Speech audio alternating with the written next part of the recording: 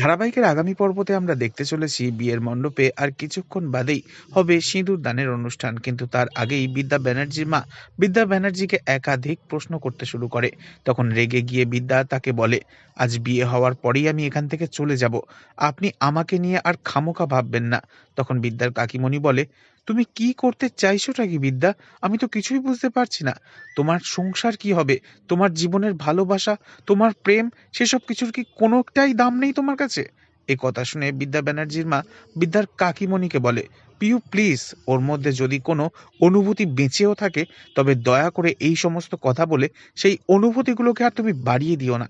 অন্যদিকে দেখা যায় শ্রাবণ আজ ওর দলবল নিয়ে একেবারে তৈরি, সাথে রয়েছে বুলডোজার গাড়ি। শ্রাবণ অপেক্ষা করছে আর ঘড়ি দেখছে কখন বিয়েটা হবে, আর তারপরেই সমস্ত কিছু ভেঙে গুড়িয়ে দিয়ে আবারও নতুন করে সবটা তৈরি করবে সে। তবে কে জিতবে শেষ পর্যন্ত, আর কাকেই বা ত্যাগ স্বীকার করতে হবে, এবং কি ভয়ঙ্কর শাস্তি অপেক্ষা করছে শ্রাবণের ভাগ্যে? পরবর্তী এপিসোড হতে চলেছে ভীষণই জমজমাট।